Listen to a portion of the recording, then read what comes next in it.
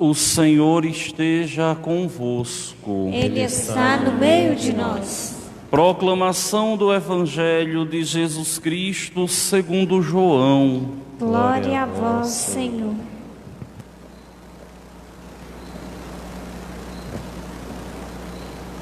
Naquele tempo, disse Jesus à multidão: Ninguém pode vir a mim se o Pai que me enviou não o atrair, e eu o ressuscitarei no último dia.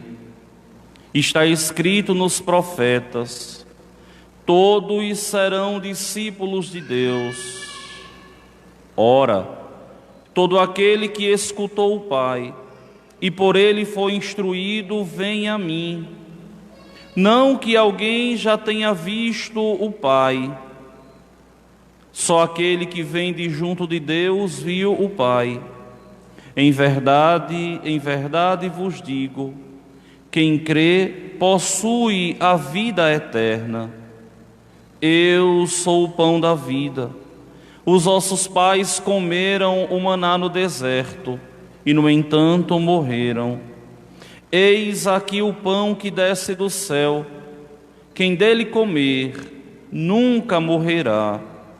Eu sou o pão vivo descido do céu. Quem comer deste pão viverá eternamente. E o pão que eu darei é a minha carne dada para a vida do mundo. Palavra da salvação. Glória a vós, Senhor. Meus queridos irmãos, minhas irmãs, nós estamos meditando, estudando o capítulo 6 do Evangelho de São João, já há uma semana.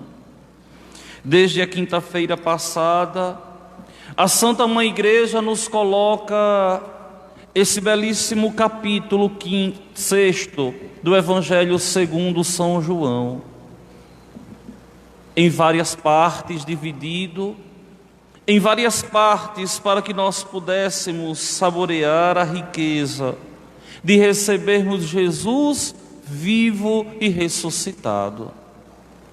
Vejam que ao longo desses dias, nosso Senhor vem se apresentando como o pão da vida, como o pão do céu, como o pão eterno, como aquele que sacia, como aquele que preenche, como aquele que nos dá a vida eterna.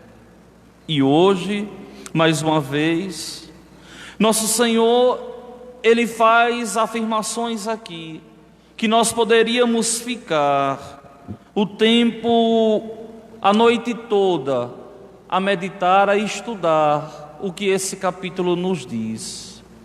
Vejam a primeira afirmação: ninguém pode vir a mim se o Pai que me enviou não o atrair.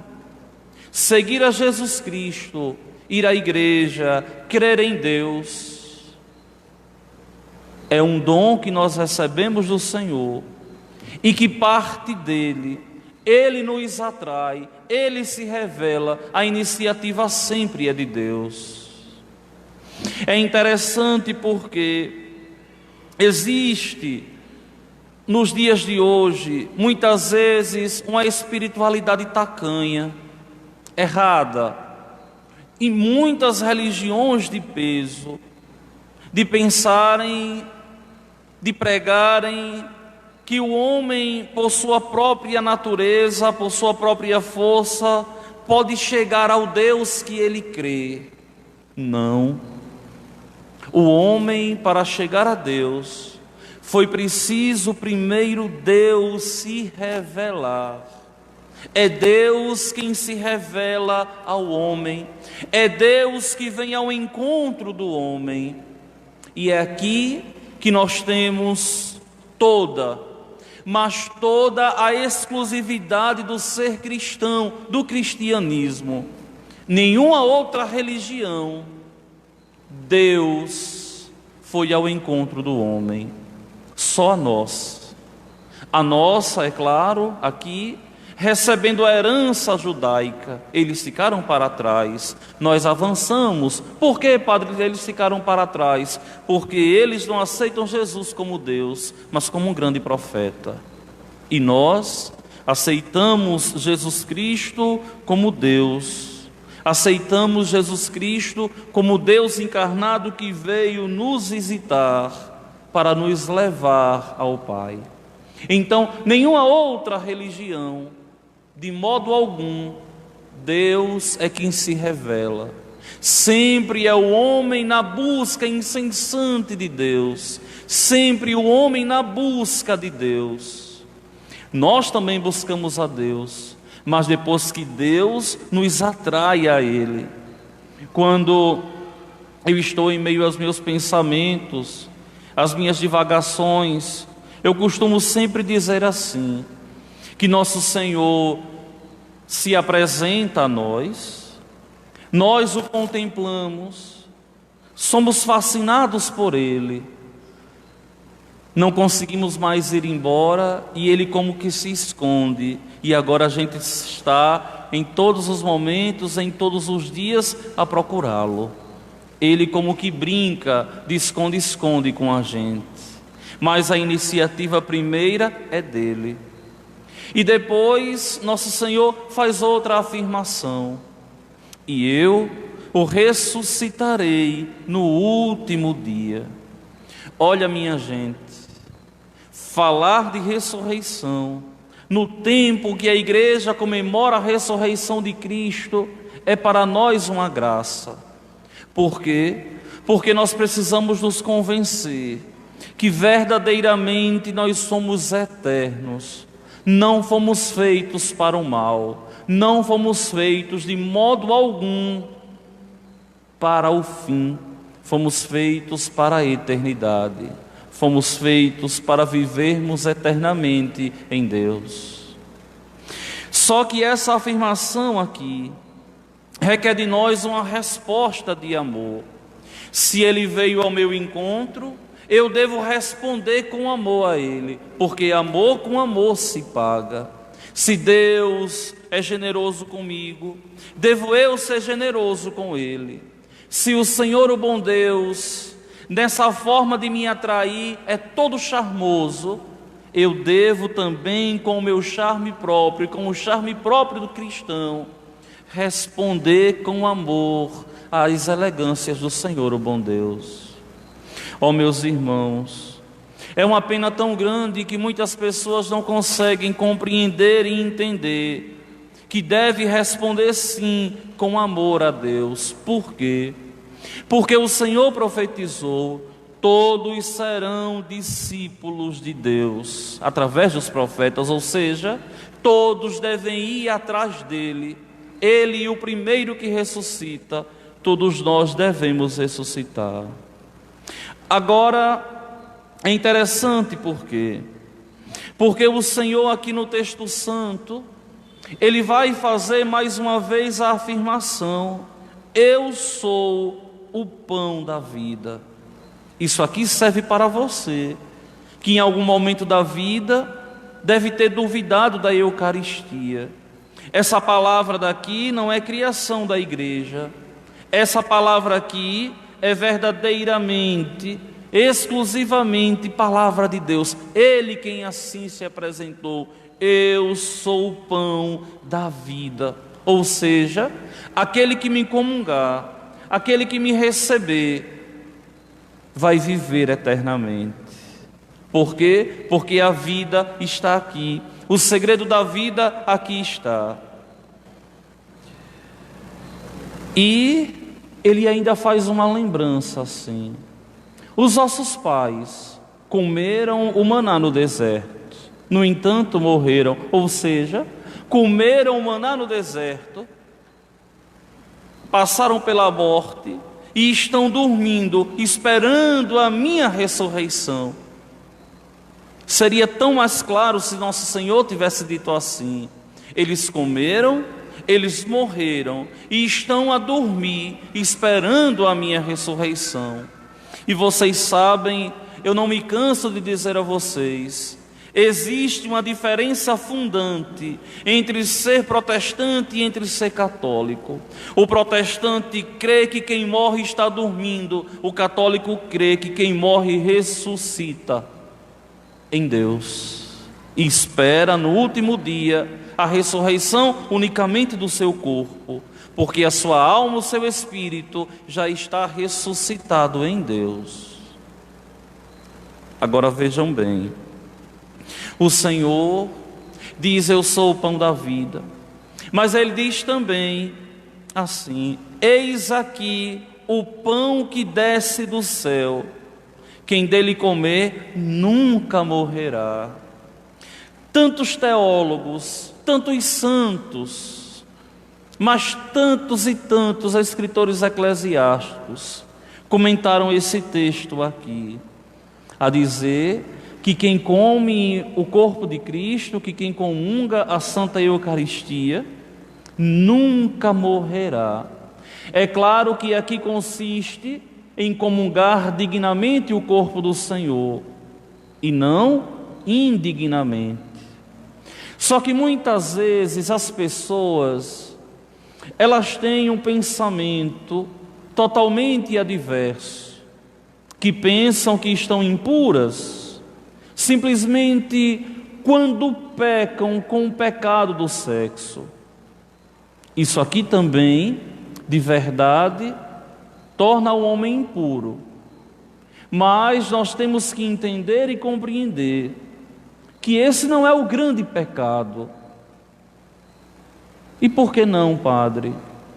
Porque o princípio do mal está em Satanás. E Satanás não pecou sexualmente, era um anjo. Então, qual o maior pecado? O orgulho. O orgulho de muitas vezes não se ajoelhar diante de Deus, de não adorar diante de Deus, de não colocar o joelho no chão e crer verdadeiramente, nos humilhando: Senhor, eu me ajoelho diante de um pedaço de pão, porque tu se fizestes pão, porque vós verdadeiramente se fizestes pão. Tu és o pão da vida, tu és o pão que desceu do céu. Por esses dias eu fui celebrar em uma paróquia e eu fiquei horrorizado. Ninguém se ajoelhou na igreja, todo mundo de pé na consagração. E eu disse: perderam uma hora, né, na minha cabeça, e peguei e fiz assim, parei, fiz assim de novo. Aí foi que o povo se ajoelhou. Aí quando eu cheguei na sacristia, uma senhora me disse assim: padre, mas que bonito, o senhor mandou o povo se ajoelhar. Aqui na paróquia o povo não se ajoelha mais não. E eu fiquei pensando assim: meu Deus, que doidice, que loucura. O povo aqui não se ajoelha mais. Por que não? Por que não se ajoelhar? Porque falta fé? Porque falta de verdade fé para contemplar a Eucaristia e com hombridade, com humildade dizer: Senhor, eu creio que Tu estás presente neste pedaço de pão e que vai adentrar no meu ser para me purificar, para me santificar, para me fazer chegar aos céus. É claro que aqui vocês têm que entender que quando alguém não pode se ajoelhar é outra história.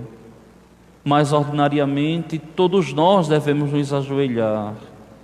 Todos, ministros da comunhão, extraordinários da comunhão, acólitos, leitores, cantores, até quem está com o violão ou tocando o teclado tem que se ajoelhar. Até um diácono, se estiver no altar ao lado do padre, obrigatoriamente tem que se ajoelhar. Só fica de pé quem ali é alter Christus, ou seja, quem é outro Cristo. Fora isso, todos devem ficar de joelhos. E mesmo de pé o sacerdote, depois ele, ao contemplar a Eucaristia, ele se ajoelha em um ato de humildade para adorar o pão que agora é Deus, o pão que agora é corpo, o vinho que agora é sangue. Eis aqui o pão que desce do céu, quem dele comer nunca morrerá. E aí ele afirma: eu sou o pão vivo descido do céu. Quem comer deste pão viverá eternamente. É tão claro isso aqui. Será possível que tantos católicos que estão se transviando da fé não conseguem entender?